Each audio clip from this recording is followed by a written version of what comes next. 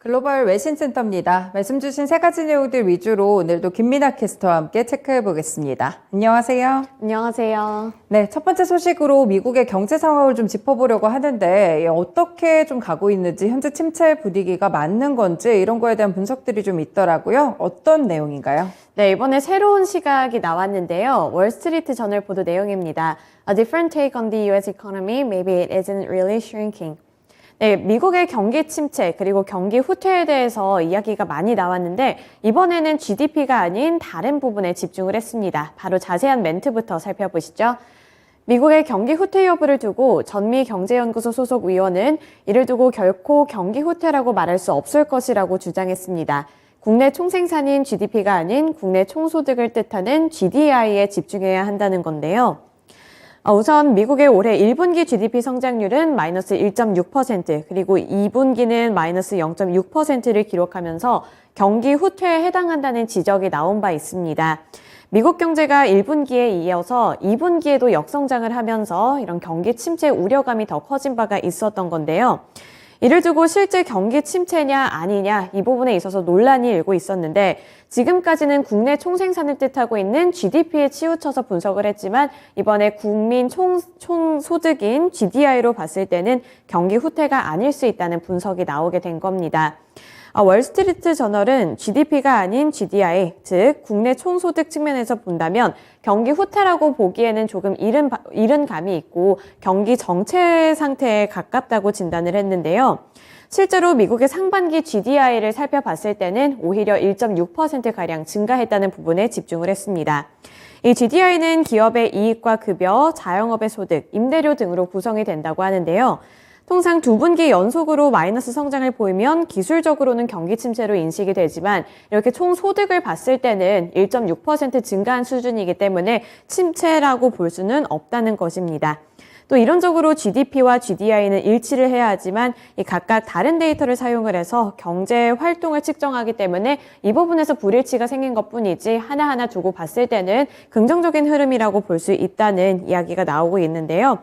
이 올 상반기 GDP와 GDI의 평균값이 경제 상황을 더 명확하게 반영한다고 보면 되는데 올 상반기의 GDP와 GDI의 평균은 0.2%가량 증가한 것으로 나타났습니다. 이러한 부분들을 살펴봤을 때 경기 침체가 아닌 경기 정체 상태다 이렇게 분석을 했습니다.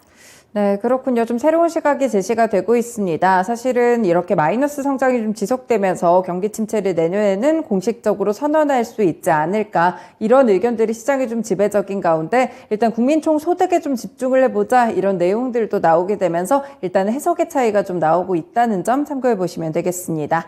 다음 소식 넘어가 볼게요. 네, 중국 쪽 경제 상황도 보면은 현재 빅테크 기업들이 좀 좋지 않은 것 같더라고요. 어떤 이유 있을까요? 네, 중국 빅테크 기업들이 휘청거리고 있습니다. CNBC 보도 내용이고요. Chinese tech giants had their worst quarterly growth on record thanks to Beijing's zero COVID policy. 네, 중국에서는 도대체 어떤 일이 일어나고 있는 건지 결국에는 이 제로 코로나 정책 때문에 일어난 일이라고 하는데요. 우선 멘트 보시면 중국 빅테크 기업들이 중국 당국의 제로 코로나 정책으로 인해서 분기별 성장률이 역대 최저치를 기록했다고 보도했습니다. 중국의 빅테크 기업들은 봉쇄 조치 동안에 온라인 쇼핑, 게임 등 이런 서비스 분야에서는 호황을 누린 바 있는데요. 하지만 올해 중국 경제는 여러 가지 불리한 요인들 그리고 경제적인 상황들을 맞이하게 되면서 지금 타격을 받고 있는 것으로 보입니다. 코로나19는 2분기 중국에서 대규모로 확산이 됐고 중국 당국이 여전히 제로 코로나 정책을 고수하면서 대규모 봉쇄 조치를 내린 바가 있는데요.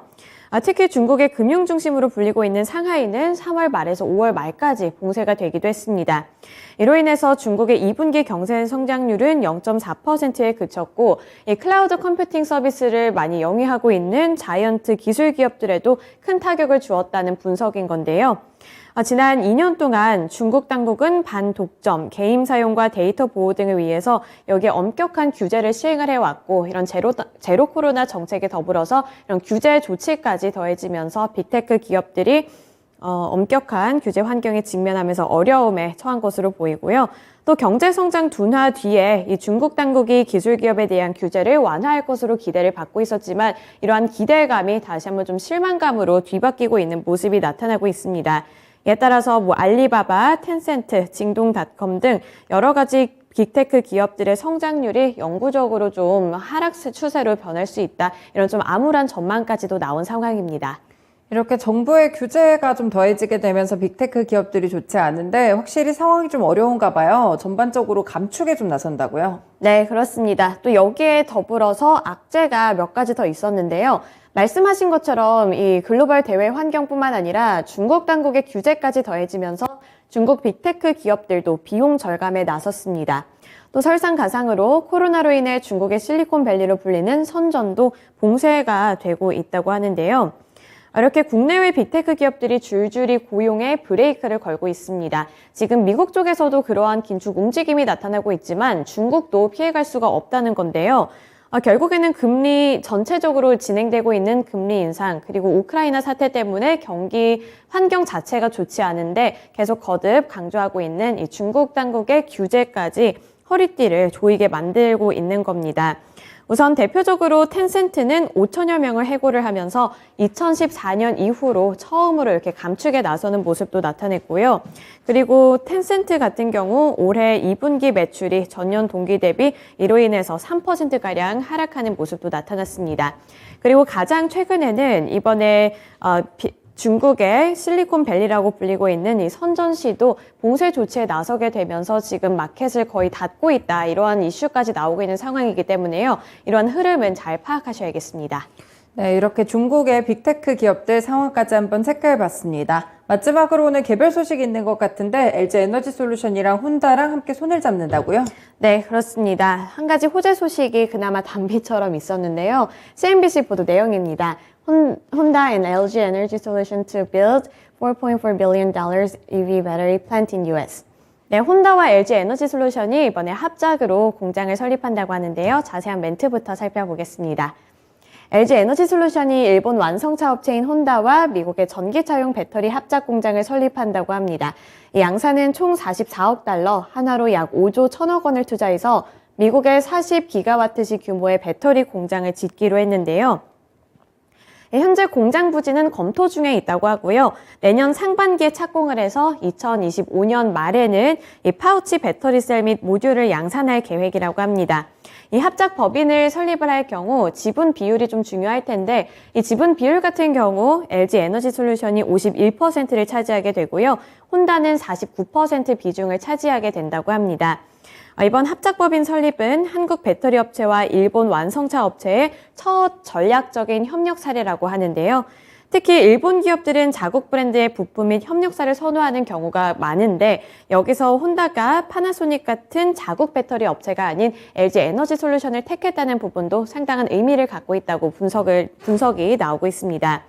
또 양사는 최근 빠르게 성장하고 있는 북미 전기차 시장을 공략하려면 현지 전기차 생산 확대 및 배터리의 적시 공급이 가장 중요하다고 판단을 하면서 이런 합작 공장 설립을 결정했다고 밝혔습니다.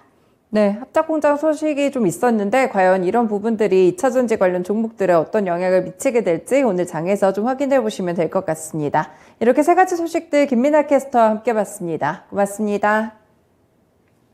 지금까지 글로벌 외신센터였습니다.